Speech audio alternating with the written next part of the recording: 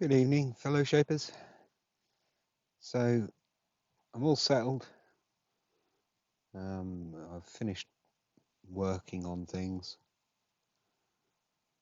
We have the rib cage in place, and it's actually given me a lot more room in here.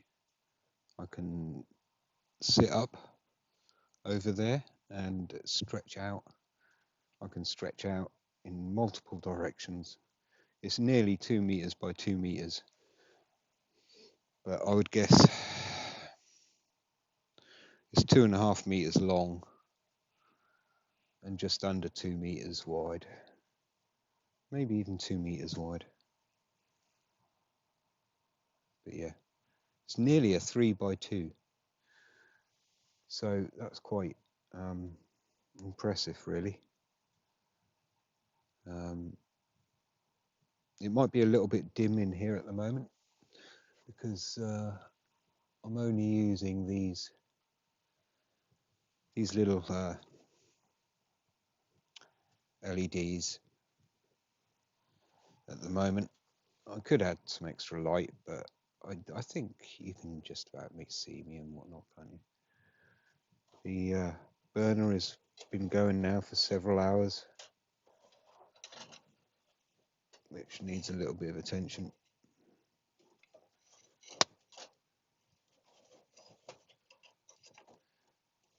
Really does get through the wood, these little burners. I've tried to stifle the airflow as much as possible.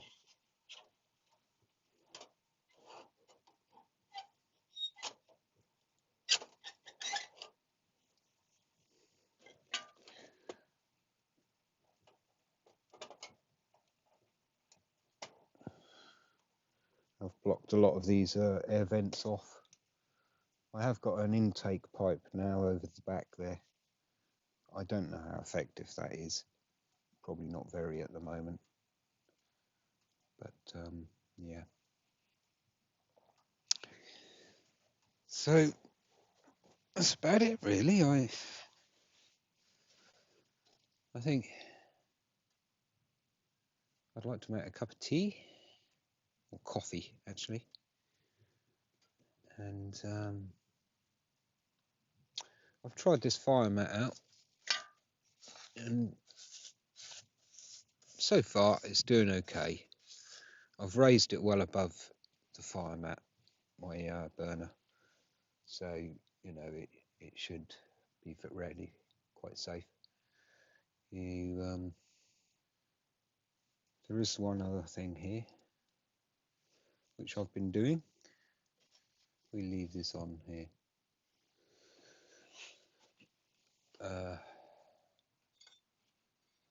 This is my charcloth tin, or my old one, the lid. And what I do now is that's a piece of clay which is very hot. It's already getting through the tin.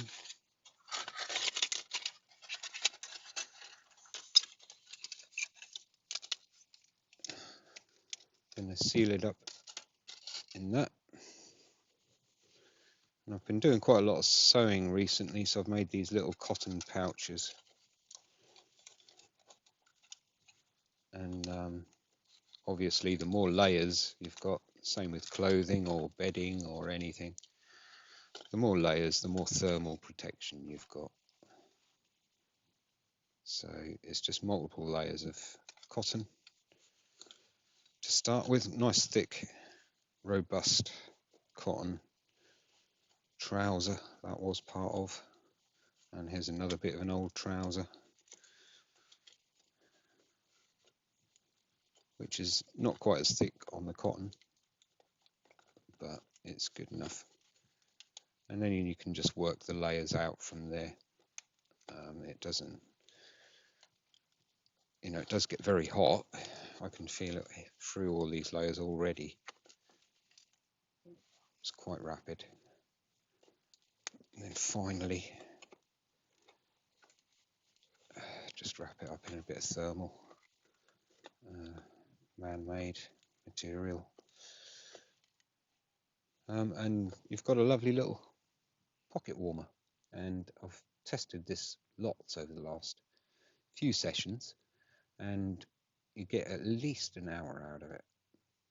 You can see it's drying off this sock already. There's steam coming off because it's got a bit damp. It's just a piece of sock. And you can pop that around your neck. You can pop that in your pocket, in your sleeping bag, just something to hold on to. If it gets really cold, I find, because I'm quite thin, the veins, if they get cold, I get cold, and vice versa. So in perfect situation is that it warms my blood as it goes through, and it's surprising what that does. I don't know if that's the same for everybody, but I've always been like that. Even at school, I used to put my wrists on the radiators to sort of warm the blood up as it goes through the system. It's a direct way of warming up the body, I believe. You can see that. It's probably can't see that, but it's white sap,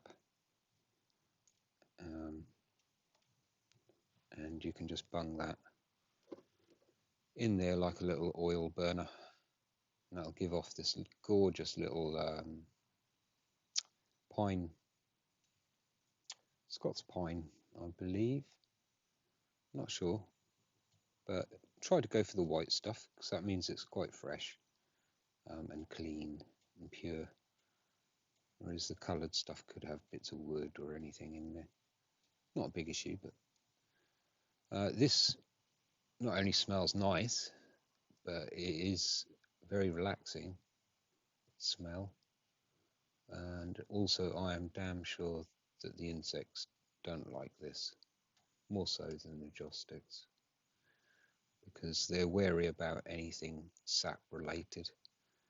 I think they've evolved, the insects, over the last few million years, and a lot of them don't get so stuck in the sap, in the amber, as they used to. You would expect them to evolve slightly and maybe recognize this sap to be a hazard, a sticky substance. I mean, it has been many millions of years, but I don't know, that's just one of my theories. I don't suffer too badly with bites. Maybe things like these are to do with that, maybe not, I don't know. I'm actually in a marsh, in a bog, which is very insect ridden.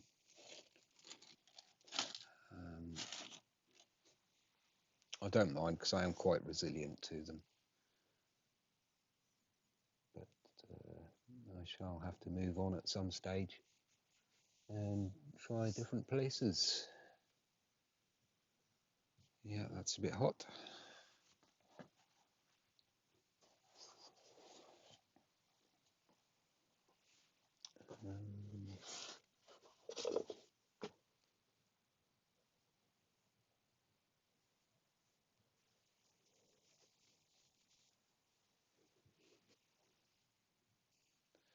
Using nice chunks like this is perfect, of ash. I don't like putting the bark in there, but yeah.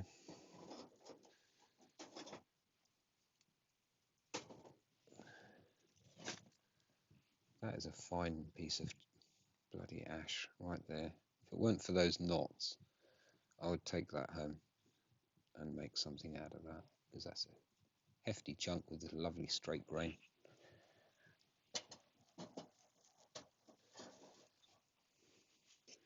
And that's going to take a very long while for that to burn through. So it's just at this stage, because the heart is established, it's just a case of feeding little mini logs into it.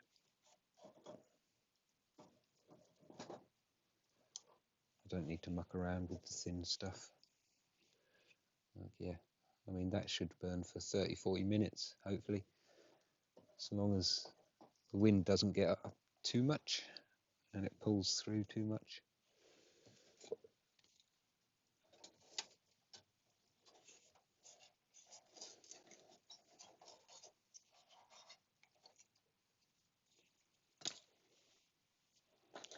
And I like to have a little thing just to nip it shut there, because that's one of the places it has warped. Also, it's warped a little bit on this front there. This side has come up a little. So yeah, that's pretty hot.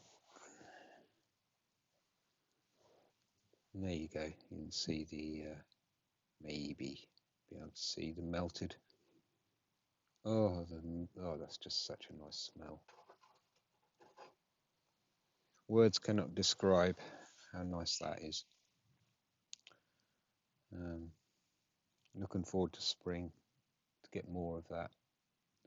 I'm running out of my nice white pure sap. You could still probably find some out there, but it's best, I think, to get it in spring, summer. Starting to get through all my materials actually. The birch bark is nearly gone. The fat wood, getting through it. Any little things I've collected, pretty much I've got through now. The sap, I've collected quite a lot of that, a few massive bagfuls of sticky sap, and yeah, that's gone. It's surprising. So bring on the spring. I need to get my supplies back up again. Again, you can go out and find fat wood now, and sap, dried sap. Oh, that's a nice cup of tea. Coffee. Everything's running sweet. It's kind of dialed in.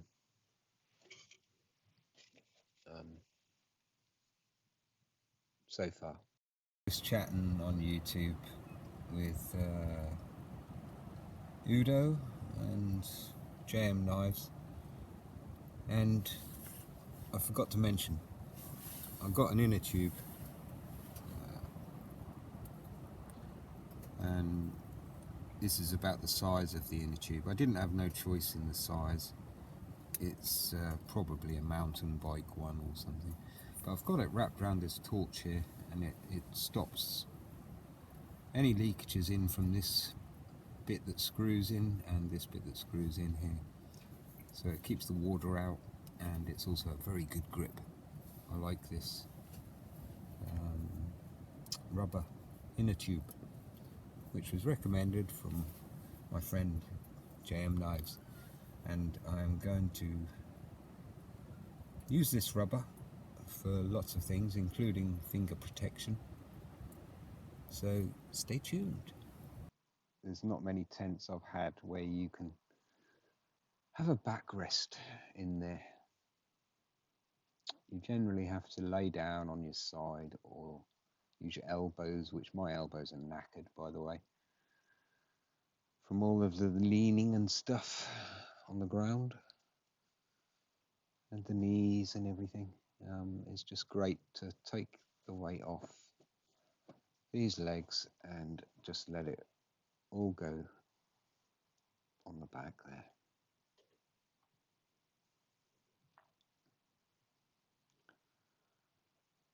It's comfort like I never knowed. This really does feel like glamping at the moment.